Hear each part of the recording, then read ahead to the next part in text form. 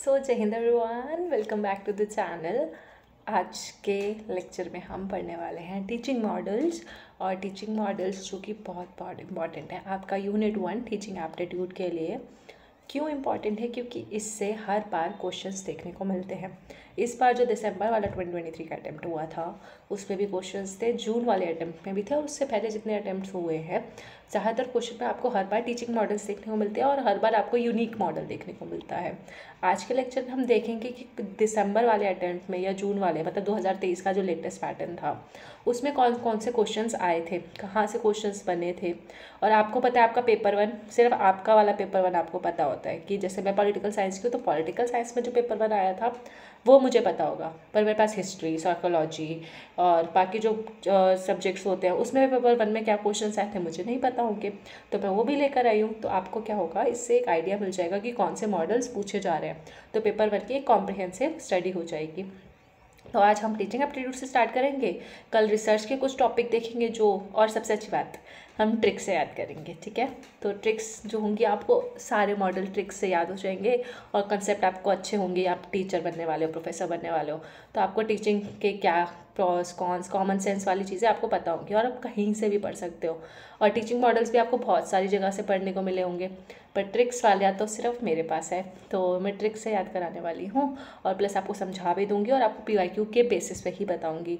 और पीवाईक्यू के बेसिस पे हम ये देखेंगे कि इस बार इससे आया है तो इस बार हो सकता है कि इसी में से किसी दूसरे न्यू मॉडल से पूछ ले, तो हमें कोई भी मॉडल नहीं छोड़ना है। 4 या 5 मार्क्स पक्के हो गए तो इससे अच्छा क्या हो सकता है, राइट। सो लेट्स बिगिन और एक एक करके सारे टीचिंग मॉडल्स देखते हैं। ये पीवाईक्यू है दिसंबर 2023 का जो लेटेस्ट एग्जाम्स हुए थे उसमें ये क्वेश्चन आया हुआ था काफ़ी सारे सेट में पेपर 1 में।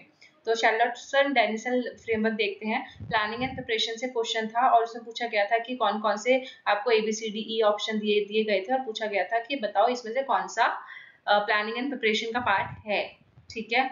तो बाकी उसमें भी डोमेन भी मिक्स कर दिए गए थे। ऑल्दो अगर आपको नहीं भी पता होगा कि चार्ल्सन डेनिसन कौन थे, फिर भी आप एक तुक्का लगा सकते थे कि प्लानिंग एंड प्रिपरेशन में क्या क्या चीजें आ सकती हैं, ठीक है। जो इसमें आया था demonstrating knowledge of content and pedagogy. तो प्लानिंग एंड प्रिपरेशन में हम क्या करते हैं, जो नॉलेज है कंटेंट की जो नॉलेज है या पेडागोजी यानी कि जब हम छोटे बच्चों को पढ़ाते हैं उसकी नॉलेज को डेमोन्स्ट्रेट करना हमारे प्लानिंग एंड प्रिपरेशन का पार्ट होता है। और नॉलेज ऑफ स्टूडेंट्स की भी नॉलेज होनी चाहिए, ठीक है, उसका वो भी प्लानिंग प्रिपरेशन का पार्ट है। इंस्ट्रक्शनल और आउटकम्स को सेट करना कि ठीक है कि आप कैसे कैसे इंस्ट्रक्शंस दोगे, वो भी आपका प्लानिंग प्रिपरेशन का पार्ट है। Knowledge of resources, coherent instruction and student assessment, ये सारे आपके क्या किस चीज का पार्ट होता है, स्टूडेंट असेसमेंट डिजाइन करना कि आप क्या सा टेस्ट लोगे, क्विज लोगे, ओरल टेस्ट लोगे, ठीक है, इंस्ट्रक्शन कैसा रखोगे, तो ये सबको डिजाइन करना प्लानिंग प्रिपरेशन का पार्ट होता है। अब दूसरा पीवाईक्यू इसी मॉडल से आया हुआ है दूसरे किसी सेट में, ठीक है। तो जैसे मान लो ये एजुकेशन वाला जो बच्चे पेपर देते हैं पेपर 1 उनके सेट में ये क्वेश्चन था। ये वाला जो मैच द फॉलोइंग का क्वेश्चन था पीवाईक्यू था, ये किसी हिस्ट्री आई गेस या साइकोलॉजी में ये यहाँ से ये क्वेश्चन आया हुआ था मैच द फॉलोइंग का। तो उसमें क्या था, मैच द फॉलोइंग में प्लानिंग एंड प्रिपरेशन लिखा हुआ था, क्लासरूम एनवायरनमेंट, इंस्ट्रक्शन और प्रोफेशनल रिस्पॉन्सिबिलिटीज, और उसके सामने उसके एक एक फीचर लिखा हुआ था और वो जो फीचर है वो इन्हीं में से उठाया गया था। तो ये मॉडल इंपॉर्टेंट है।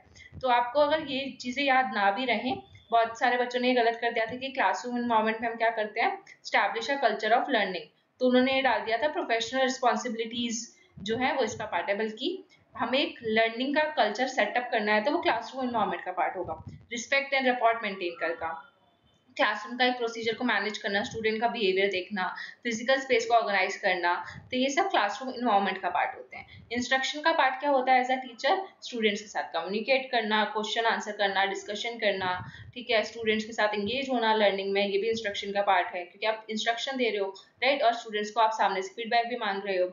असेसमेंट देना इन इंस्ट्रक्शन, तो यहाँ पे स्टूडेंट असेसमेंट अगर डिजाइन करना है तो प्लानिंग प्रिपरेशन, लेकिन अगर आप वही असेसमेंट यूज कर रहे हो इंस्ट्रक्शन के दौरान तो वो ऑब्वियसली इंस्ट्रक्शन का पार्ट है।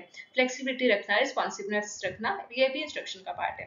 Professional responsibility as a teacher आपकी क्या होती है, रिफ्लेक्टिंग ऑन टीचिंग, जो आपने पढ़ाया बच्चों ने समझा कि नहीं वो रिफ्लेक्ट करते अपने आप को इवेलुएट करना, एक्यूरेट रिकॉर्ड्स रखना, फैमिलीज के साथ कम्युनिकेट करना, ठीक है, इसके बच्चों की फैमिलीज के साथ कम्युनिकेट करना, प्रोफेशनल कम्युनिटी में पार्टिसिपेट करना। प्रोफेशनल कम्युनिटी यानी कि जो बाकी दूसरे टीचर्स हैं उनके साथ भी आपको उनसे भी कुछ कुछ सीखना है, टीचर ट्रेनिंग में पार्टिसिपेट करना है। फिर डेवलपिंग प्रोफेशनली और शोइंग प्रोफेशनलिज्म, ये सारे प्रोफेशनल रिस्पॉन्सिबिलिटीज के पार्ट होंगे। तो ये डोमेन अभी पीवाईक्यू दिसंबर में आया था, हो सकता है दोबारा से क्वेश्चन रिपीट हो जाए जून वाले 2024 के अटेम्प्ट में। तो ये बस अब इनका जो इसके अंडर जो पॉइंट्स आते हैं वो आपको अपने कॉमन सेंस से भी आप लगा लोगे। बस ये 4 डोमेन याद रखना। अगली बार ये हो सकता है कि आपको 5 डोमेन दे दे और बोले कि बताओ 4 डोमेन कौन से हैं डेनिसन फ्रेमवर्क के। तो planning and preparation, classroom environment, instruction and professional responsibilities. Okay, then moving to next slide. जो पहला मॉडल था वो तो आपको बिना किसी ट्रिक के याद रखना था। ठीक है, उसमें कोई ऐसा ट्रिक थी नहीं, बट यहाँ पे आपको याद रखना है कि 4 फैमिलीज होती हैं। 4 फैमिलीज यानी कि आपके घर की फैमिली नहीं, 4 फैमिली होती है जिसमें अलग अलग टीचिंग मॉडल्स को बांटा गया है। कुछ पहली फैमिली जो है या उसको बोल सकते हैं हम इंफॉर्मेशन प्रोसेसिंग मॉडल। ठीक है, 4 तरीके के आप मॉडल्स मान सकते हो, मॉडल्स ऑफ टीचिंग। तो मॉडर्न टीचिंग मॉडल्स हैं ये सारे। और इसमें जैसे पहला आता है हमारा इंफॉर्मेशन प्रोसेसिंग या इंटेलेक्चुअल कैपेसिटी। तो पहला मतलब फैमिली आप मान लो एक तरीके से डिवीजन। ठीक है, अलग अलग डिवीजन है मॉडल्स के। तो सबसे पहला डिवीजन किसके बेसिस पे किया गया है, तो इंटेलेक्चुअल कैपेसिटी या इंफॉर्मेशन प्रोसेसिंग के जो मॉडल्स है उसके बेसिस पे कौन कौन से मॉडल्स होते हैं हमारे पास, कि ऐसे कौन कौन से मॉडल्स हैं जिससे आपको इंफॉर्मेशन प्रोसेस करनी होती है। तो पहला है कंसेप्ट अटेनमेंट मॉडल, जिसको जिरोम ब्रूनर ने दिया था। अब ब्रूनर से आपको याद आता है आग, बर्न। ब्रूनर और बर्न राइम कर रहा है ना, और देखने में भी सुनाई में भी देख रहे थे आग लग जाएगी। ठीक है, आग लग गई है। तो आग कहाँ पे लगी है, तो CAM, कैम। आपका कैमरा आपने रखा हुआ था और आपके कैमरे में आग लग गई। अब कैम कैसे, कंसेप्ट अटेनमेंट मॉडल। तो कंसेप्ट अटेनमेंट मॉडल किसका हुआ, जेरोम ब्रूनर का। तो ये थी इसकी छोटी सी ट्रिक कि आपके कैम में, कैम यानी कि आप कंसेप्ट अटेनमेंट मॉडल, इसमें आपके कैमरा में क्या हुआ, आग लग गई। आग लग गई यानी कि बर्न हो गया वो, तो ब्रूनर से बर्न। ठीक है, ये कोई अगर याद हो तो अच्छी बात है, नहीं तो आप अपने हिसाब से कोई ट्रिक बना सकते हो। मुझे ऐसे याद हुआ था। हिल्डा टैबा का मॉडल पीवाईक्यू है। और अच्छा, जेरोम ब्रूनर का भी जो मॉडल है जो अभी पीवाईक्यू 2023 में आया हुआ है दिसंबर में, तभी मैं आपको याद करा रही हूँ। कंसेप्ट अटेनमेंट मॉडल ये आ चुका है पीवाईक्यू में। हिल्डा टैबा का मॉडल आ चुका है, इस वाले में नहीं आया था, पर उससे पहले जून वाले अटेम्प्ट में ये मॉडल पूछा गया है, दोबारा रिपीट हो सकता है। Inductive thinking model. अब इंडक्टिव थिंकिंग मॉडल को आप कैसे याद रख सकते हो, इंडक्टिव में आपका आ रहा है इंदु। ठीक है, इंदु जो है, इंदु नाम की जो लड़की है उसको तबला बजाना बहुत पसंद है। इंदु नाम की लड़की को तबला बजाना बहुत पसंद है। तो तबा से हमने याद कर दिया तबला। ठीक है, बस आपको एल लगाना है और तो कुछ नहीं करना। तो इंदु को तबला बजाना पसंद है, इंदु से हमें इंडक्टिव थिंकिंग मॉडल। ठीक है, इंडक्टिव थिंकिंग मॉडल, तो इंदु को तबला बजाना पसंद है, इंदु से इंडक्टिव हो जाएगा, और तबला से आपको टैबा याद आ जाएगा, तो इंडक्टिव थिंकिंग मॉडल इनका हो जाएगा। Then inquiry training model. ठीक है, अब ये सारे जो मॉडल है वो इंटेलेक्चुअल कैपेसिटी पे बेस्ड है, इनका फीचर भी अभी हम पढ़ेंगे। तो इंक्वायरी ट्रेनिंग मॉडल है हमारा ITM मॉडल। ठीक है, तो एक बंदा है उसको भेजा गया इंक्वायरी करने के लिए।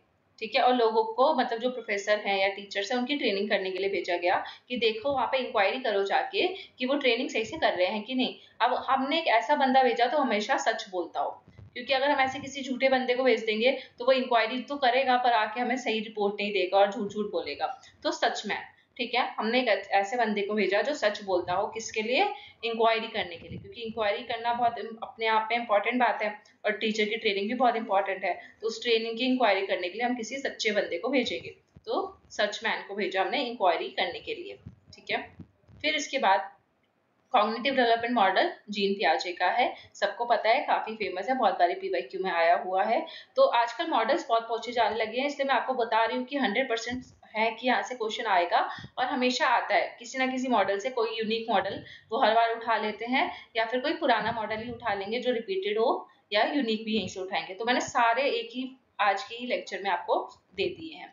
ठीक है, इसके बाहर से कुछ भी नहीं बचेगा। अगर मिला मुझे फिर तो मैं आपको इसके लिए एक और वीडियो बना देंगे, अगर मुझे लगा कि अच्छा कोई और भी रह गए हैं तो। ठीक है, सो अभी तो हमने ये देखा। और कॉग्निटिव डेवलपमेंट मॉडल को आई डोंट थिंक आपको याद करने की जरूरत है, CDM मॉडल भी बोलते हैं, जीन पियाजे का मॉडल है। कैम से आपको कैमरा जल गया है, लेकिन CDM अलग बात है। ठीक है, कॉग्निटिव डेवलपमेंट मॉडल। अच्छा, तो जो पहली फैमिली है इंफॉर्मेशन प्रोसेसिंग मॉडल की, अब इसमें आपको क्या था, इस बार जो आया था ये आया था जेरोम ब्रूनर का।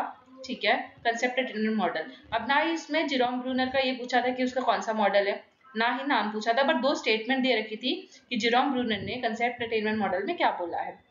तो वो जो स्टेटमेंट थी वो यहीं से उसी के कुछ फीचर्स थे। तो आपको नाम पढ़ के अगर आपको उसके मॉडल का नाम पता होगा तो आपको पता चल जाएगा कि ब्रॉड जो ब्रूनर है वो इंटेलेक्चुअल कैपेसिटी की बात कर रहे हैं या इंफॉर्मेशन प्रोसेसिंग की बात कर रहे हैं। ये दो बातें उनकी स्टेटमेंट में लिखी हुई थी। अगर आपको पता होता है कि फैमिली 1 का पार्ट है तो आप आराम से उसको ट्रू या इनकरेक्ट करके आ सकते थे। तो ये जो मॉडल है ये इंटेलेक्चुअल कैपेसिटी की बात करता है, जिसमें हम मेथड्स ऑफ इंक्वायरी पढ़ते हैं, skill for processing information develop करते हैं कि इन्फॉर्मेशन को प्रोसेस करने के लिए हमारे पास क्या क्या स्किल्स होनी चाहिए obviously, and then fostering the ability to think. तो think, skills, method of inquiry जैसी जो चीजें हैं वो किसका पार्ट हो गई, इन्फॉर्मेशन प्रोसेसिंग मॉडल की। इसके अलावा और भी मॉडल्स हैं, जैसे कि आपका 5th मॉडल है इन्फॉर्मेशन प्रोसेसिंग का biological science inquiry model.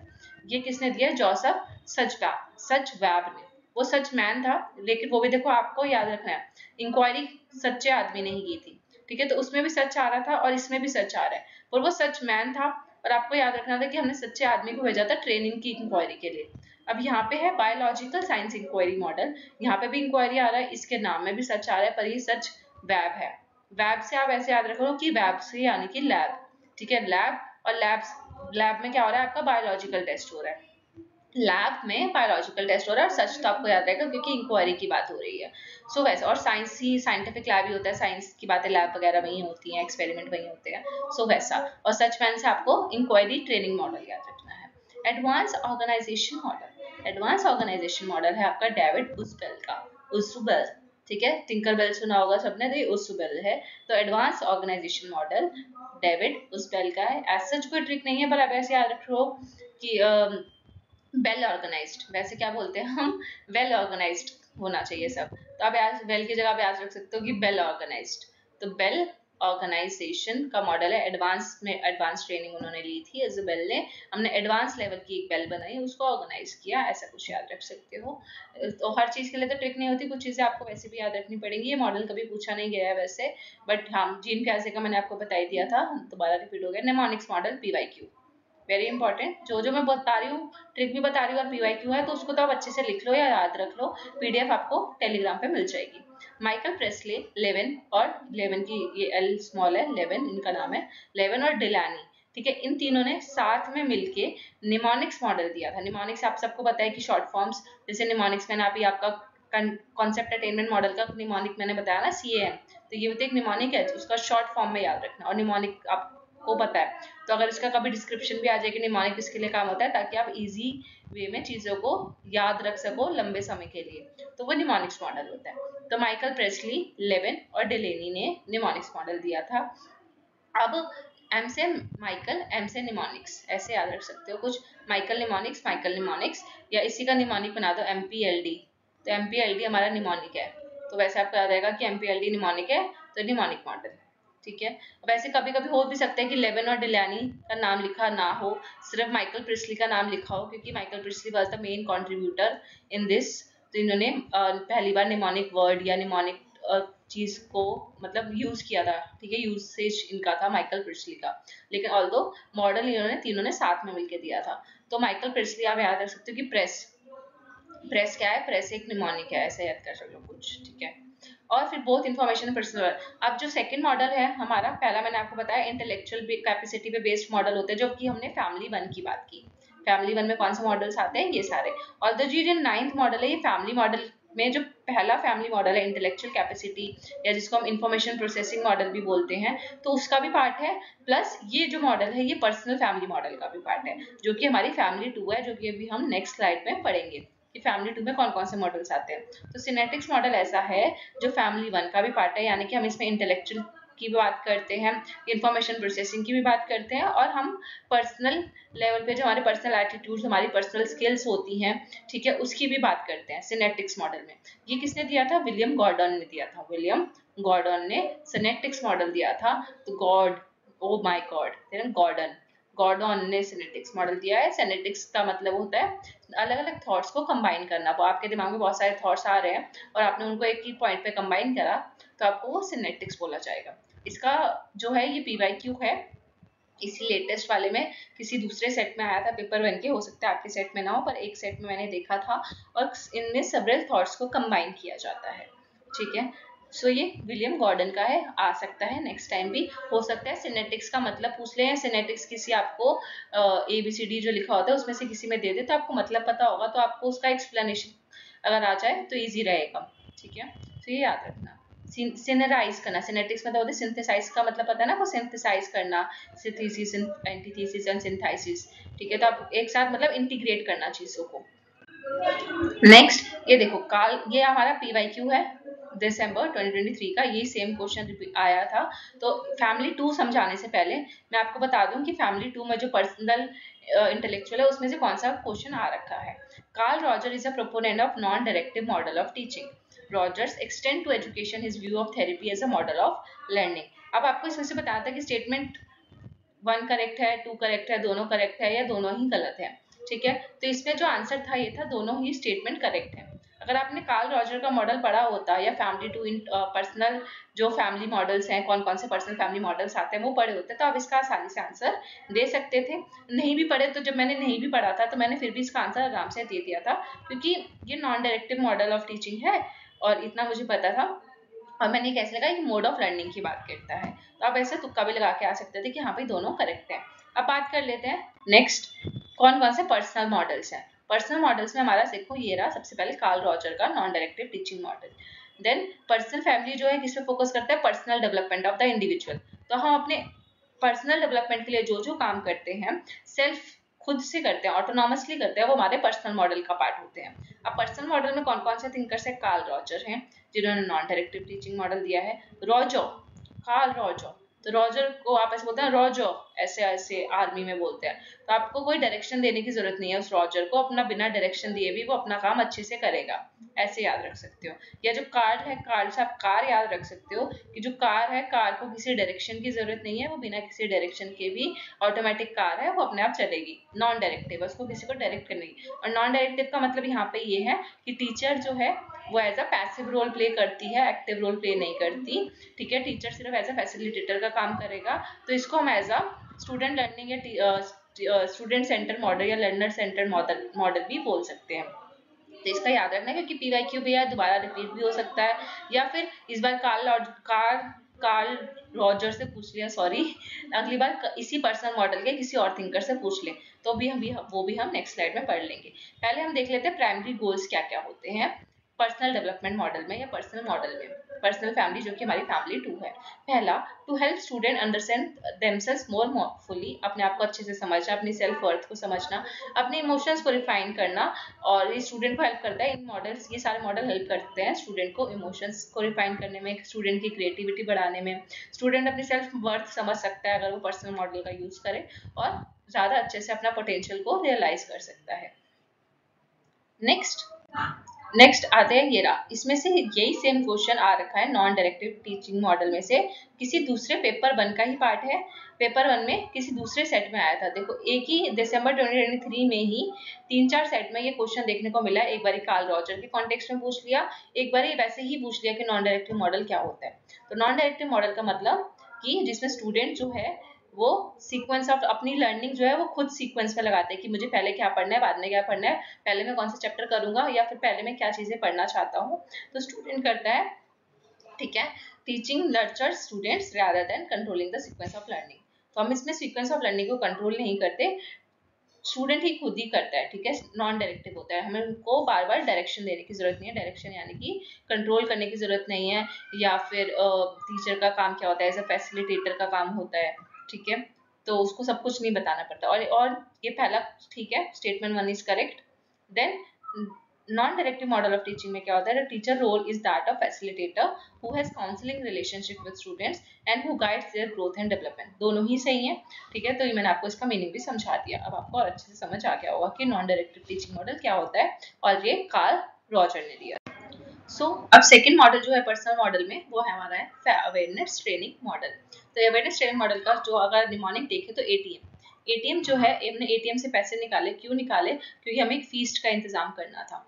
Feast rhyme कर रहा है दोनों, ठीक है, तो हमें फीस्ट का इंतजाम करना था, तो हमने एटीएम से पैसे निकाले फीस्ट खरीदने के लिए या फीस्ट का इंतजाम करने के लिए। तो अवेयरनेस ट्रेनिंग मॉडल। और फीस्ट का मतलब आपको पता ही होगा, जब बहुत बड़ा फेस्टिवल है, सेलिब्रेशन होता है, तो आपको बहुत सारा खाना एक साथ इतना सारा खाना मिलता है, अलग अलग वेराइटी होती है, तो वो एक तरीके से फीस्ट माना जाता है। Then classroom meeting model. Classroom meeting model में हमारे आते हैं विलियम ग्लेसर।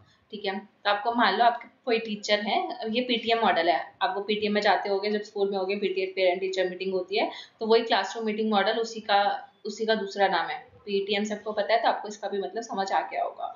तो ये किसने शुरुआत की थी ये पीटीएम की, तो अब आप देख लो, जिसकी वजह से आपको बहुत मार पड़ी आज तक अपने पेरेंट्स से। और जो ज़्यादातर बच्चे जो होते थे पीटीएम से बहुत डरते थे कि यार बुलाएंगे पेरेंट्स को, वो देंगे, चुगली करेंगे टीचर्स। तो ये आपका जो दुश्मन है, जो जिन बच्चों को पीटीएम नहीं पसंद, उनका जो दुश्मन था आपको देख लो, वो है विलियम ग्लेसर। ठीक है, तो अपने दुश्मन का नाम तो सबको याद होना ही चाहिए, William Glasser classroom meeting model. फिर conceptual system model. Conceptual system model आपको याद रहना चाहिए, डेविड हंट का है।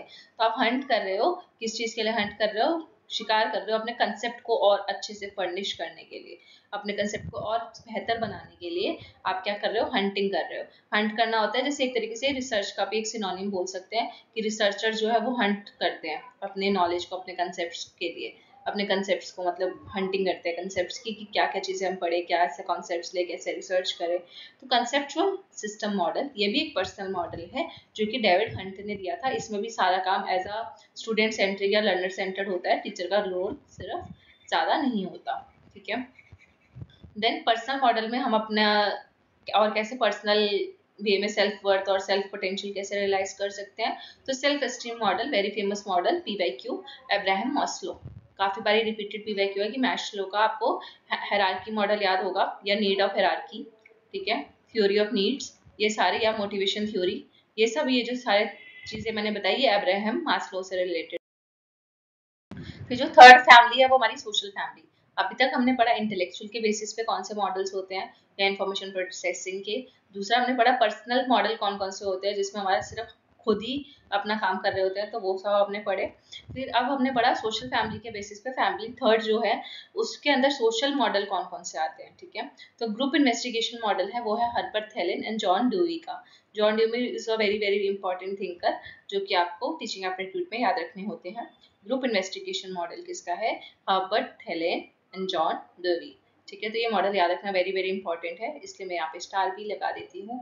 ये सबसे इंपॉर्टेंट मॉडल है GIM, ग्रुप इन्वेस्टिगेशन मॉडल।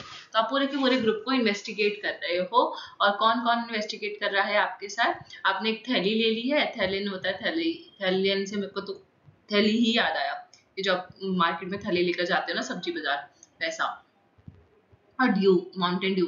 ठीक है, तो आपने थैली में माउंटेन ड्यू खरीदी है, ऐसा करके कुछ। तो ये दोनों थिंकर्स आपको एक साथ रहते रहेंगे कि आपने बहुत बारी, जैसे बहुत सारा सामान होता है आपके हाथ में, तो जो दुकानदार आपको थैली पकड़ा देता है और आपको वही माउंटेन ड्यू पीनी थी, तो आपने माउंटेन ड्यू पी और ड्यू जो आपने थैली में डाल दी। वेरी फनी, हाँ हाँ, कोई बात नहीं।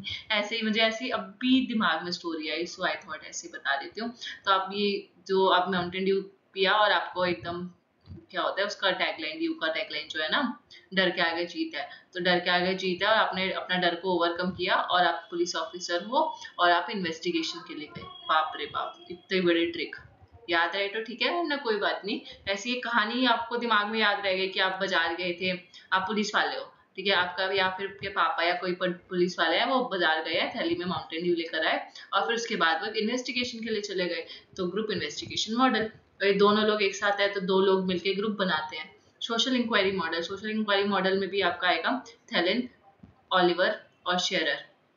थेलिन, ऑलिवर, शेरर, तो ये तीनों ने सोशल इंक्वायरी मॉडल किया था। और इन्होंने, क्योंकि अब दो लोग थे तो दो लोगों का ग्रुप था, लेकिन अब 3 लोग हो गए। ठीक है, थेलिन तो यहाँ से भी यहाँ पे भी आ गया, तो थेलिन ने जॉन ड्यूवी को छोड़ के 2 और अपने दोस्त बना लिए, ऑलिवर और शेरर। ठीक है, तो शेरर तो ऐसे शेयर हम किसके साथ करते हैं, सोसाइटी के साथ हम चीजें शेयर करते हैं। तो सोसाइटी से आपका वर्ड याद आता है सोशल। तो 3 लोग मिलके सोशल हो गए, और 2 लोग थे तो सिर्फ ग्रुप का पार्ट थे। तो सोशल मतलब अपने 2 से ज्यादा लोग, थेलिन ने ऑलिवर को और शेरर को मनाया और सोशल इंक्वायरी मॉडल दिया। अब जो सोशल फैमिली मॉडल जो होते हैं, जो इसके अंदर, इस डायमेंशन के अंदर जो मॉडल आता है सोशल मॉडल्स, वो उसका जो मेन थीम है या मेन कैरेक्टरिस्टिक्स क्या होते हैं, to train students work together. इसका मेन पर्पस होता है इन मॉडल्स का कि जो सारे बच्चे एक साथ मिलकर काम करें क्लास में। ठीक है, मतलब ग्रुप एक्टिविटी दे देना वैसा कुछ, ठीक है, या क्रिएटिविटी, या फिर आपको साथ में प्रेजेंटेशन बनाने के लिए दे दिया, तो एक साथ काम करने के लिए वो मतलब एक हेल्दी कंपटीशन क्रिएट हो, एनवायरनमेंट में कॉपरेशन क्रिएट हो। To develop skills for maintaining human relations, तो इससे क्या होगा, अगर आप ग्रुप एक्टिविटी या सोशलाइज कराओगे बच्चों को आपस में, तो उनका ह्यूमन रिलेशंस जो है या इंटरपर्सनल रिलेशंस है वो अच्छा होगा। सोशल वैल्यूज आएंगी, लोगों की पर्सनल और सोशल वैल्यूज इनकलकेट होंगी लोगों में, ठीक है, तो ये भी इसका एक बेनिफिट है। अब जो तीसरा सोशल मॉडल है वो है स्ट्रक्चर इंक्वायरी मॉडल। तो स्ट्रक्चर इंक्वायरी जो मॉडल है ये रॉबर्ट स्लेविन ने दिया था। तो आप ऐसा याद करो कि आपने एक रोबोट का स्ट्रक्चर तैयार किया, और क्यों तैयार किया, ताकि आप उसको अपना स्लेव बना सको, कि मतलब सारा काम उसी रोबोट से काम करवा सको, ठीक है। तो रोबोट का एक आपने स्ट्रक्चर तैयार किया। अगर मैं आपको इंक्वायरी से याद कराऊंगी तो इंक्वायरी से आपने ऑलरेडी सच मैन और सच वेब याद कर चुके हो, राइट। एक सच मैन वाला ट्रेनिंग का इंक्वायरी था, और सच वेब वाला वेब से हमने लैब याद किया था, और बायोलॉजिकल साइंसेज का था। फिर सोशल इंक्वायरी और सोशल सिमुलेशन मॉडल, ठीक है। सो इसको सोशल इंक्वायरी मॉडल भी बोलते हैं और सोशल सिमुलेशन मॉडल भी बोलते हैं, एक ही बात है। ये दिया है ब्रायन मैसेलिस ने एंड बेंजामिन कॉक्स ने, बेंजामिन कॉक्स और ब्रायन मैसेलिस। तो सोशल सिमुलेशन मॉडल कॉक्स का है। तो कॉक्स जो है वो एक फॉक्स है, फॉक्स यानी कि चालाक हो गई, चालाक लोमड़ी। तो बेंजामिन कॉक्स से हम याद कर सकते हैं, फॉक्स मतलब एक चालाक लोमड़ी है, और वो सिमुलेशन की बात कर रही है। सिमुलेशन मतलब एक तरीके से आपको पता होगा, एक तरीके से आपके प्रैक्टिस के लिए फेक मॉडल तैयार कर देना। जैसे जो पायलट होते हैं, तो पायलट जाते हैं तो सीधा असली रियल जहाज तो नहीं उड़ाने लग जाते कि चलो अब सारे पैसेंजर्स को लेकर मैं जहाज उड़ाऊंगा, और मर गया तो मतलब पैसेंजर को लेकर भी मरूंगा ना, उनको रियल जहाज उड़ाने के लिए दिया जाता है, लेकिन उनको एक सिमुलेशन दिया जाता है। मतलब एक जहाज जैसे ही दिखने वाला एक सामने उनको मॉडल होता है, जहाँ पे वो प्रैक्टिस करते हैं प्लेन वगैरह उड़ाने की। वहाँ पे इतने सारे बटन्स होते हैं, कम से कम 50-60 बटन्स होते हैं, उन सब हर का क्या फंक्शन है वो सब पायलट पहले वहाँ पे उनकी ट्रेनिंग होती है, ठीक है। तो वैसे सिमुलेशन उसका मतलब आपको समझ आ गया होगा, एक तरीके से आपका फेक एनवायरनमेंट जनरेट कर देना आपकी प्रैक्टिस के लिए। तो ये जो बात थी कि इतनी चालाकी वाला काम किसने किया था, फॉक्स यानी कि कॉक्स ने और ब्रायन ने, ठीक है, ब्रायन कॉक्स ऐसे याद रख लो। रोल प्लेइंग मॉडल जो है फैनी शैप्टन ने दिया है। तो फैनी जो है, एक फैनी आपको पता है जो पारसी लोग होती है उनकी एक ड्रिंक भी होती है फैनी, ठीक है। तो जब वो फैनी पीते हैं ना, मतलब it's a kind of alcohol, तो उनको नशा हो जाता है। तो क्या होता है कि वो रोल प्ले करने लग जाते हैं फिर फैनी पीने के बाद। तो आप ऐसे याद कर सकते हो कि पीने के बाद तो बंदा कुछ भी बन जाएगा, ठीक है। वो कभी लड़कियों की तरह एक्टिंग करने लगेगा, कभी पागलों वाली हरकतें करेगा, तो रोल प्लेइंग फैनी पीने के बाद हो जाता है। तो ऐसे फैनी शैप्टल से आप रोल प्लेइंग मॉडल याद रख सकते हो। Laboratory method model, laboratory method model है बेथिल मेने का, PYQ है, वेरी इंपॉर्टेंट, याद रखना। लेबोरेटरी मॉडल किसने दिया था, बेथिल मेने, मैंने दिया था। लेबोरेटरी मॉडल किसने दिया था, मैंने दिया था, ऐसे याद रखो, मैंने दिया था। लेबोरेटरी, लाइब्रेरी में जाके मैंने, लाइब्रेरी सॉरी लेबोरेटरी में मैंने जाके काम किया, मैंने। Then training T group model और सेंसिटिविटी, कुर्ट लुविन का है। कुर्ट लुविन का आपको पता है लर्निंग बाय डूइंग भी है, ठीक है। एक्शन थ्योरी भी इन्होंने दी थी, ठीक है। PAOR मॉडल जो है, तो अगर आपको ये सब मॉडल से याद है तो कुर्ट लुविन का आपको ये वाला भी याद होना चाहिए, टी ग्रुप मॉडल और सेंसिटिविटी मॉडल भी इसको हम बोलते हैं। तो यहाँ पे मॉडल वर्ड मिसिंग है, याद रखना। Training T group model, T से मतलब होता है ट्रेनिंग, तो टी ग्रुप मॉडल या सेंसिटिविटी मॉडल कुर्ट लेविन का है। देन पॉजिटिव इंटरडिपेंडेंस मॉडल जो है वो है David Johnson and Roger Johnson का। तो डेविड और रॉजर जॉनसन दोनों भाई, जॉनसन ने मिलके पॉजिटिव इंटरडिपेंडेंस की बात की थी। अब ये दोनों जो लोग हैं ना, मैथ से मान के चलो, ये दोनों आपस में क्या है, जॉनसन आपस में इंटरडिपेंडेंट है। तो दो भाई हैं जॉनसन एंड जॉनसन, वो आपस में एक दूसरे को इंटरडिपेंडेंट है अपने काम के लिए, मतलब एक के बिना दूसरे का काम नहीं चलता, तो वो इंटरडिपेंडेंट है। और ये जो इंटरडिपेंडेंसी है, क्योंकि भाई है तो दोनों पॉजिटिव भी रहते हैं इन दोनों को लेकर। अब बात करते हैं बिहेवियरल मॉडल, जो कि हमारी फोर्थ फैमिली का पार्ट है, मतलब फोर्थ डायमेंशन ऑफ मॉडल। एक बिहेवियरल सिस्टम मॉडल्स भी होते हैं। बिहेवियरल सिस्टम मॉडल में हमारे PF स्किनर का मॉडल आ जाता है, जिसमें हम ऑपरेंट मेथड्स यानी कि ऑपरेंट कंडीशनिंग की बात करते हैं। ये बहुत इंपॉर्टेंट है, काफी रिपीटेड PYQ है, ठीक है। तो अगर आपको ये वाले मॉडल समझना है ना, तो एक लेट्स लर्न करके एक चैनल है, उस पर एक मैम पढ़ाती है, आई गेस उनका नाम हिमांशी मैम है। वो PGT और स्टूडेंट्स के लिए, मतलब PGT TGT इन सब के जो तैयारी कर रहे हैं उनको पढ़ाती है, पेडागोजी वगैरह के लिए, है ना। सो वो आप वहाँ से उनका वीडियो देख सकते हो। उनसे बेस्ट तो मैं नहीं समझा सकती, क्योंकि उनकी वीडियो से मैंने सारे मॉडल्स, मतलब ये सारे नहीं जो मैं आपको बता रही हूँ, ये वाला PF स्किनर का मॉडल, ऑपरेंट कंडीशनिंग मॉडल, पैवलॉव का जो क्लासिकल कंडीशनिंग मॉडल है, अल्बर्ट बंडूरा का मॉडल है, विगोत्स्की का मॉडल है, जो कि बिहेवियरल मॉडल का पार्ट है, बहुत इंपॉर्टेंट होते हैं ये आपके सिलेबस के पॉइंट ऑफ व्यू से भी। तो थॉर्नडाइक का मॉडल है, तो ये सब आप वहां से पढ़ सकते हो। थॉर्नडाइक का मॉडल तो मैंने अपने चैनल पे फर्स्ट वीडियो में पढ़ाया हुआ है, तो सर्च करोगे तो मिल जाएगा, पहला वीडियो है मेरे चैनल का वो, ठीक है। तो ओल्डेस्ट वीडियो में चले जाना, सीधा ओल्डेस्ट अपना फिल्टर लगा के वहां पे आ जाएगा। कॉमन थर्ड्स जो है, मतलब कॉमन जो एम है या कॉमन जो अगर आप फीचर देखो इस मॉडल का, बिहेवियरल मॉडल के अंदर जो मॉडल्स आते हैं वो किसकी बात करते हैं, लर्नर के बिहेवियर में जो चेंजेस आ रहे हैं उनकी बात करते हैं, कि जैसे जैसे उसने क्लासेस ली तो उसके बिहेवियर में क्या क्या चेंजेस आ रहे हैं। इसमें वो बिहेवियर स्टाइल अप्रोप्रिएट क्या है टू द गिवन सिचुएशन, ठीक है, कि किस टाइम पे स्टूडेंट को कैसा बिहेव करना चाहिए। देन स्ट्रैटेजीज लर्न करना from self control through operant methods, ये बी एफ स्किनर ने दिया था। बी एफ स्किनर का रीइंफोर्समेंट भी है, पॉजिटिव इन्फोर्समेंट, नेगेटिव रीइंफोर्समेंट, ये सारी चीजें हैं। Then to master techniques for stress reduction, stress reduction भी आपका बिहेवियर का पार्ट है, लीडरशिप क्वालिटीज भी बिहेवियर का पार्ट है। तो ये सारे इसके फीचर्स है बिहेवियरल मॉडल के। देन दूसरे जो बिहेवियरल मॉडल में और कौन कौन से आते हैं, स्किनर का ऑपरेंट कंडीशनिंग, पैवलव का क्लासिकल कंडीशनिंग, थॉर्नडाइक्स का लॉ ऑफ इफेक्ट या लॉ ऑफ एक्सरसाइज, बहुत इसमें हमने प्राइमरी और सेकेंडरी लॉ ऑफ लर्निंग याद किए थे, ठीक है, बहुत इंपॉर्टेंट है, बहुत बारी पीवाईक्यू में आ रखे हैं। तो बिहेवियरल मॉडल तो कुछ भी मत छोड़ना, मतलब उसका एक्सप्लेनेशन भी पढ़ ही लेना। देन वॉटसन जो है उसको हम फादर ऑफ बिहेवियरिज्म बोलते हैं। दूसरे जो मॉडल है इंपॉर्टेंट, हेरलॉर्ड गार्डनर का मॉडल है, पीवाईक्यू है। थ्योरी ऑफ मल्टीपल इंटेलिजेंस इन्होंने दी थी, 7 टाइप्स ऑफ इंटेलिजेंस की बात की थी इन्होंने, वो आपका होमवर्क है, आपको खुद ढूंढना है, क्योंकि इसी टाइप ऑफ इंटेलिजेंस से ही क्वेश्चन आया था पिछली बार, जो वो आते हैं ना ABCDEF, आजकल तो 5 ऑप्शन देने लग गया है, इसमें से ऑड वन आउट, और आपको जर्नी से आते हैं ABC करेक्ट है या CDE ऐसे वाले, तो ये वाले उसमें आया था। तो 7 इंटेलिजेंस दी थी उन्होंने, सिर्फ आपको उसका नाम याद रखना है, ऑड वन आउट के लिए आ सकता है, या अगली बार ये पूछ सकता है कि थ्योरी ऑफ मल्टीपल इंटेलिजेंस किसने दी है, तो गार्डनर ने।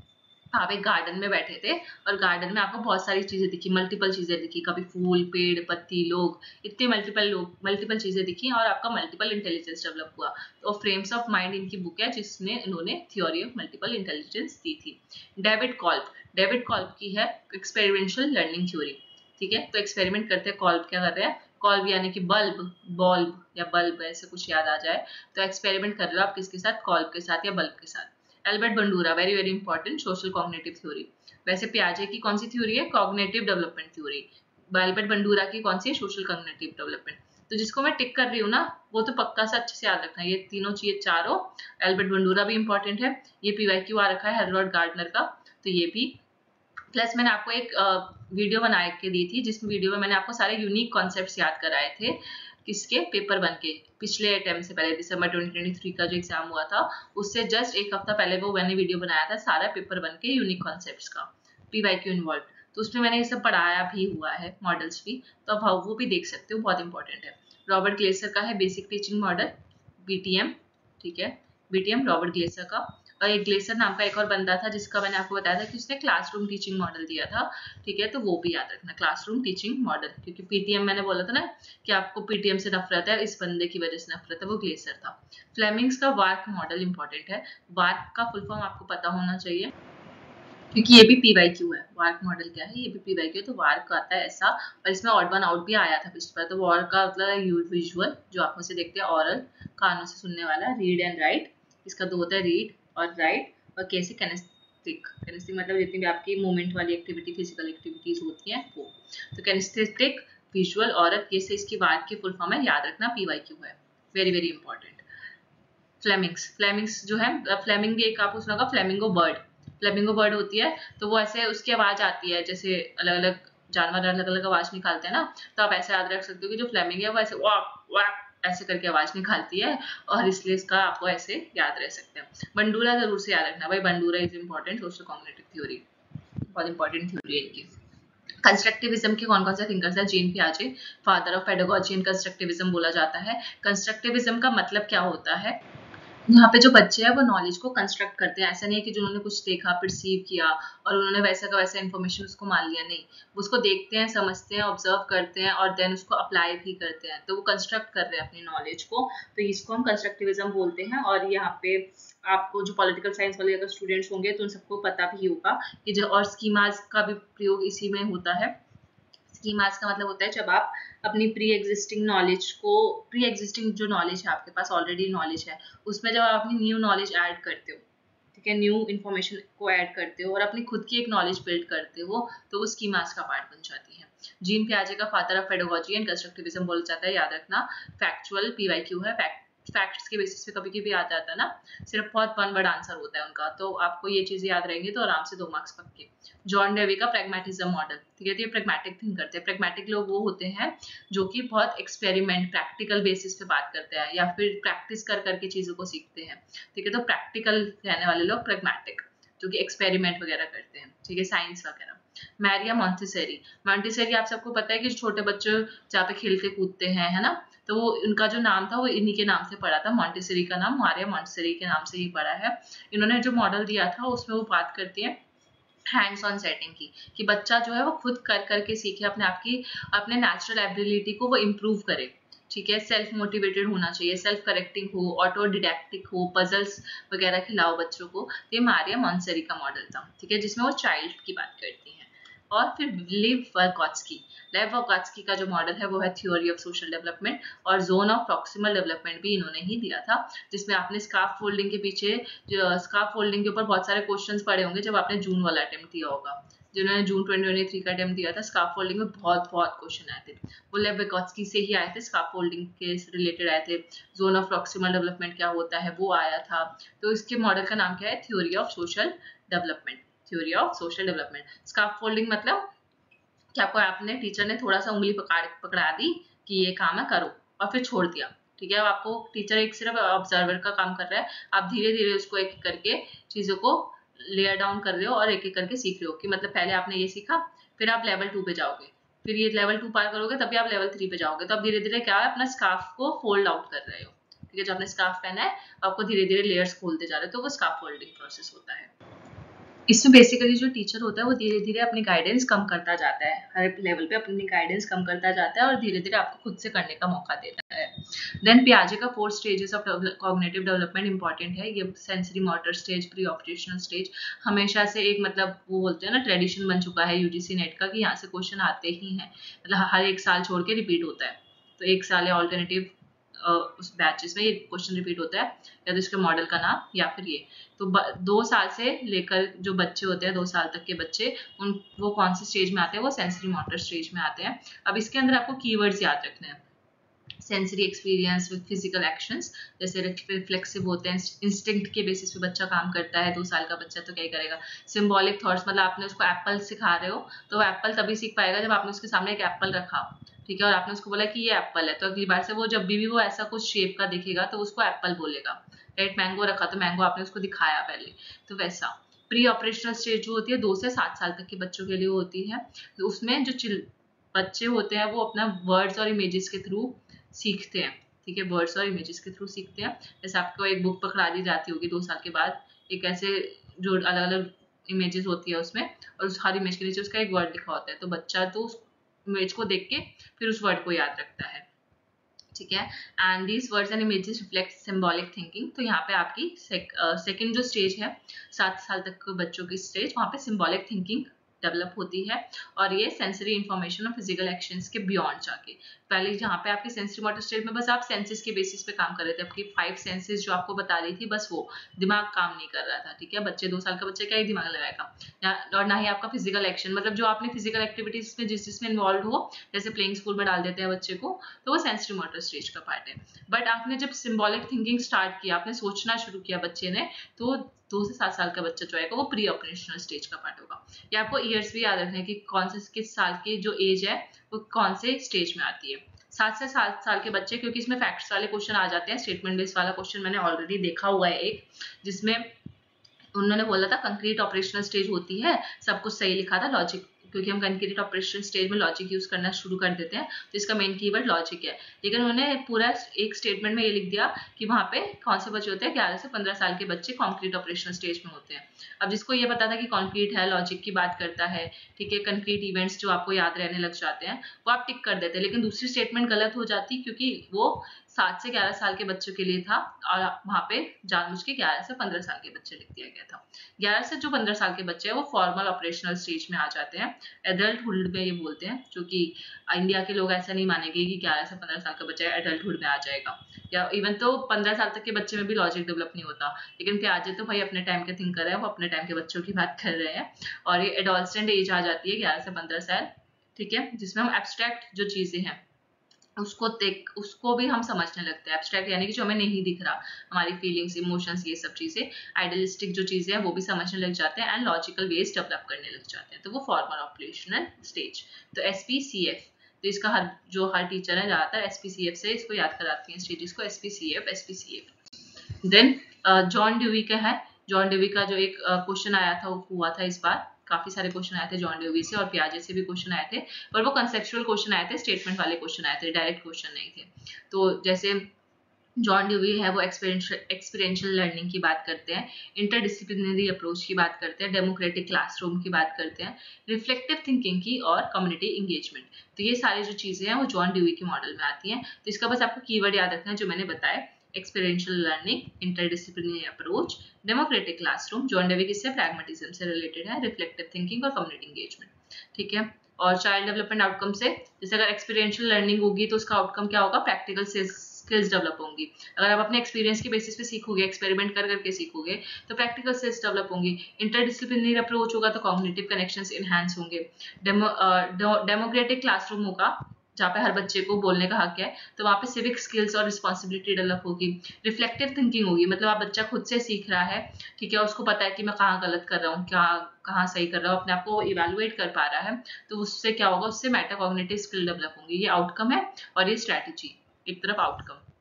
फिर कम्युनिटी इंगेजमेंट करोगे तो कम्युनिटी इंगेजमेंट से क्या होगा, उसमें एक सोशल अवेयरनेस और एम्पैथी की भावना जनरेट होगी। कम्युनिटी इंगेजमेंट यानी कि आप क्लासरूम के बियॉन्ड जाके भी बाकी बच्चों से या बाकी इन्वायरमेंट से भी आप इंटरेक्ट करवा रहे हो। तो ये जॉन डेवी का मॉडल ऑफ लर्निंग है, ये डू, अप्लाई एंड रिफ्लेक्ट। तो इसका ये कीवर्ड है डू, अप्लाई एंड रिफ्लेक्ट, याद रखना। ये जॉन डेवी का मॉडल था। इसमें experience, share, then process, then generalise, then apply. Last में आप क्या करते हो, उसको अप्लाई कर देते हो उस प्रोसेस को। आपने एक्सपेरिमेंट से जो सीखा, आपने वो अपना एक्सपीरियंस दूसरों के साथ शेयर किया।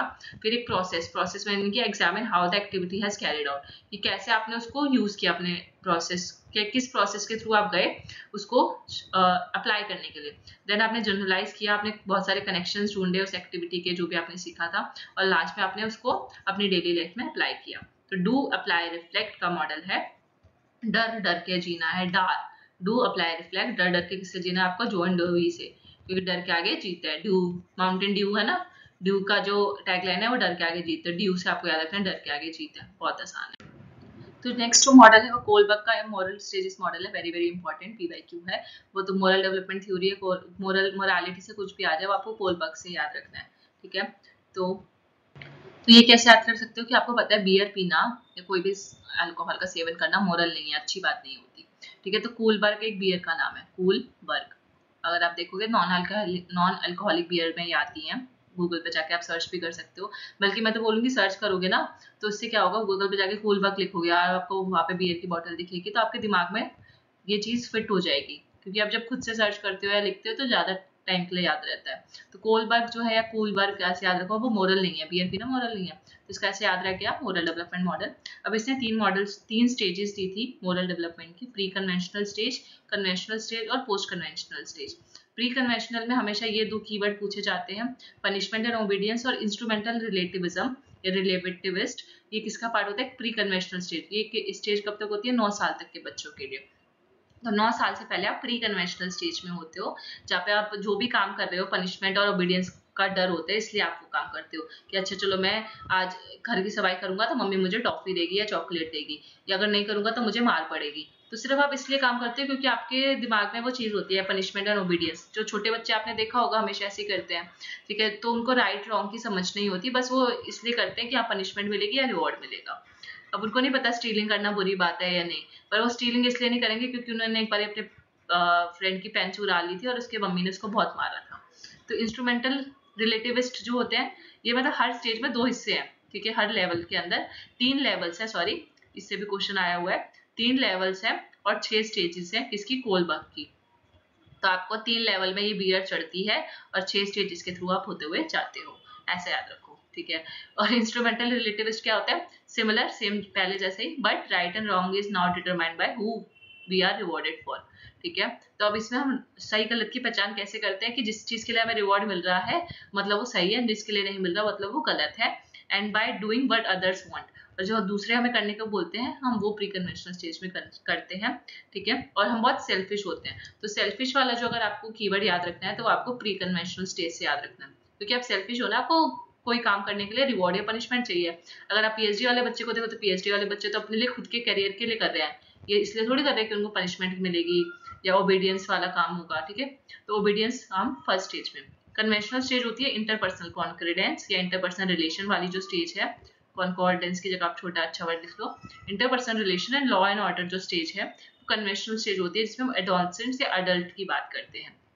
इंटरपर्सनल रिलेशंस में क्या, being good is whatever pleases others, तो आपको ना एक वैसा आ जाता है कि आपने देखा होगा इवन जो एडोलसेंट में जब आप स्टेज में हो गया 18 साल से पहले या अडल्ट में, तो आप इसलिए करते हो यार कि आपको नहीं लगता है कि मेरी तारीफ होगी, ठीक है, अगर मैं टॉप करूंगा, ठीक है, तो मुझे रिवॉर्ड या पनिशमेंट तो नहीं पता, पर जब मेरे रिलेटिव आएंगे तो वो मेरे को इतना वो सब मेरे को अप्रिशिएट करेंगे, क्लास में सब मेरे लिए तालियां बजाएंगे जब मैं टॉप करती हूँ, तो मेरे को हर बार टॉप ही करना है। तो वैसे इंटरपर्सनल रिलेशंस आप में होता है कि being good is whatever pleases others, कि जो भी दूसरों को अच्छा लगे ना, जिसकी वजह से आप अच्छे दिखो, ठीक है, तो वो आप करते हो, चाहे वो आप रियली में हो नहीं, पर आप बस आपको एक अच्छा बनना है बेसिकली सबके सामने, तो वो कन्वेंशनल स्टेज का पार्ट होता है जो कि ज्यादातर एडोलसेंट में देखने को मिलता ही है, ठीक है। Right and wrong are determined by the majority, तो आप ये नहीं देखते जो सब कर रहे हैं वही आपके लिए सही है, जो सब कोई भी नहीं कर रहा या जो ज्यादातर लोग जिस चीज को गलत बोल रहे हैं वो, तो अब अपना खुद का दिमाग नहीं लगाते, जो सब कर रहा है आप उसकी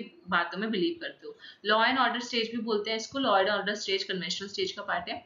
being good now means doing your duty to the society, आप जो लॉ एंड ऑर्डर के अकॉर्डिंग काम कर रहे हो, जो आपके सोसाइटी में लॉ एंड ऑर्डर है, अपनी सोसाइटी के लिए काम कर रहे हो बिना किसी क्वेश्चन के, आप अपने लॉस को क्वेश्चन नहीं कर रहे, क्योंकि अभी में आप में वो थिंकिंग डेवलप नहीं हुई है, ठीक है।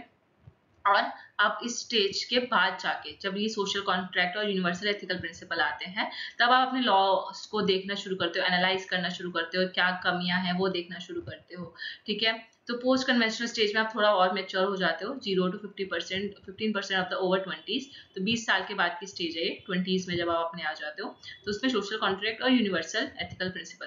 अच्छा, यहाँ पे गुड बॉय और बैड गर्ल वाला पॉइंट कन्वेंशनल में आएगा, ये PYQ है, एक बार ऐसे ही आ गया था और किसी को पता नहीं था ये good boy bad girl syndrome क्या है, तो वो कोलबर्ग के मॉडल से आया हुआ था कि गुड बॉय और बैड गर्ल जो सिंड्रोम है वो कन्वेंशनल मॉडल का पार्ट है, जो कि मैंने आपको बताया कि सबको अच्छा बनने का कोशिश करते हैं गुड बॉय बैड गर्ल, इसको इसका दूसरा नाम है मतलब।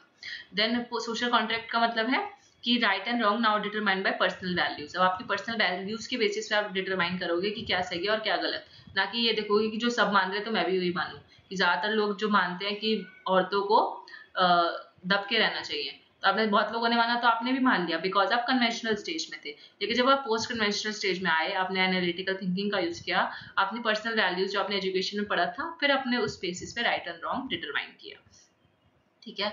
और आप ऐसे ही हर लॉ से एग्री नहीं करते, आप लॉज को समझते हो, देखते हो, और तब उसके जाके अगर अच्छा नहीं लग रहा तो प्रोटेस्ट करते हो, उसके खिलाफ बोलते हो, ठीक है। यूनिवर्सल एथिकल प्रिंसिपल डेवलप होते हैं स्टेज में, लास्ट स्टेज में, ठीक है। तो आप में मोरल प्रिंसिपल्स डेवलप हो जाते हैं which are seen as more important for the laws of the land, ठीक है। तो आप एक एथिक्स और मोरालिटी का डिफरेंस समझ जाते हो। अभी कुछ मॉडल्स हैं जो मैंने आपको टेलीग्राम ग्रुप पे ही पूरा का पूरा फोटो प्रोवाइड किया था, ठीक है, तो ये बहुत इंपॉर्टेंट है, आप वहां से ग्रुप पे से पूरा का पूरा पिक देख सकते हो। जैसे बिहेवियरल लर्निंग मॉडल्स जो थ्योरीज है, एक जगह सब कुछ लिखा हुआ है जो मैंने अभी तक पढ़ाया कि बिहेवियरल मॉडल में कौन से आते हैं, एक ऑपरेंट कंडीशनिंग आता है, एक क्लासिकल कंडीशनिंग आता है, ठीक है। अगर क्लियर ना दिख रहा तो ग्रुप पे देख लेना, वरना सुन लो। तो ऑपरेंट कंडीशनिंग में दो थिंकर्स आते हैं, स्किनर और थॉर्नडाइक, क्लासिकल में पैवलोव और वॉटसन आते हैं। Then sociological learning theories जो कि हमने पढ़ा था कि फैमिली 3 में आती है ये, ठीक है। तो फैमिली 3 में तो post structural theory of education में कौन कौन आते हैं, क्रिटिकल थ्योरी ऑफ एजुकेशन कौन से थिंकर है, और प्रोग्रेसिव डेमोक्रेटिक थ्योरी में जॉन ड्यूवी है, ठीक है, तो वो इसका पार्ट है। देन अलग से हमारा कंस्ट्रक्टिविज्म में हम कौन कौन से थिंकर पढ़ते हैं, बहुत बार याद रखा है, पियाजे, फॉरबेल और मॉन्टेसरी, फॉरबेल भी इंपॉर्टेंट है, ठीक है, बच्चों के लिए काम करते हैं उन्होंने, छोटे बेबीज के लिए। और कॉग्निटिव कंस्ट्रक्टिविज्म में पियाजे और जॉनसन। सोशल कंस्ट्रक्टिविज्म में विगोत्स्की, रोगोफ। विगोत्स्की इंपॉर्टेंट है, बताया था मैंने आपको। पियाजे इंपॉर्टेंट है, अल्बर्ट बंडूरा इंपॉर्टेंट है। देन ये कॉग्निटिव लर्निंग थ्योरीज के मॉडल है सारे, ठीक है, कॉग्निटिव लर्निंग के अंदर ही ये सारी चीजें आती हैं। Then domains of learning theory, Bloom taxonomy आप सबको पढ़ना ही है, इंपॉर्टेंट। ब्लूम टेक्सोनॉमी मैंने अभी आज के लेक्चर में नहीं पढ़ाया, पर ऑलमोस्ट आपने सबने पढ़ा होगा, नहीं पढ़ा तो कोई भी यूट्यूब पर सर्च करोगे, बहुत इंपॉर्टेंट थ्योरी है, पढ़ लेना ब्लूम टेक्सोनॉमी। देन ये सारे थिंकर्स है, कोलबर्ग का स्टेजेस ऑफ मॉरल डेवलपमेंट, जो भी थोड़ी देर पहले बताई।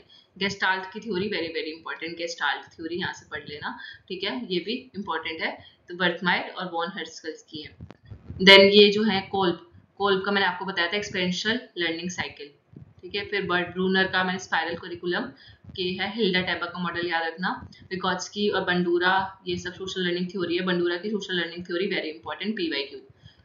अल्बर्ट बंडूरा का याद क्या रखना है, social learning theory. Then play based learning model में फॉरबेल है, मॉन्टेसरी है, मॉन्टेसरी है, स्टेनर है। कनेक्टिविज्म में ये सारे थिंकर्स हैं। साइको एनालिटिकल थ्योरी इंपॉर्टेंट है, सिगमंड फ्रूइड की, तो ये भी क्वेश्चन आ रखा है, स्पेशली साइकोलॉजी वालों को पता होगा। सिगमंड फ्रूइड किसका मॉडल है, psycho analytical model. Political science के लिए भी इंपॉर्टेंट है, पेपर 2 के लिए, साइकोलॉजी के लिए इंपॉर्टेंट है, ठीक है, और पेपर 1 के में भी आ सकता है। देन ह्यूमनिस्टिक लर्निंग थ्योरीज में मैस्लो की थ्योरी इंपॉर्टेंट है, रॉजर की थ्योरी इंपॉर्टेंट है, याद रखना। और मल्टीपल इंटेलिजेंस थ्योरी गार्डनर की है, याद रखना। बाकी आप खुद भी ये पढ़ सकते हो, और या तो अपने जूम कर लो यूट्यूब स्क्रीन को, या अपना जो रेजोल्यूशन है वो चेंज कर लो, 108 पे करो, 80 पे करोगे तो अच्छा और सही से दिखेगा। ये रियान दियर की है, ड्वेक है, तो ये सारे इन्फॉर्मेशनल लर्निंग थ्योरीज है, ठीक, अच्छे से याद रख लेना। So that's all for today, मिलते हैं नेक्स्ट लेक्चर में। Thank you so much for watching, and अगर आपको ये थ्योरी अच्छी लगी हो, ट्रिक्स अच्छी लगी हो, तो please do comment. Bye bye.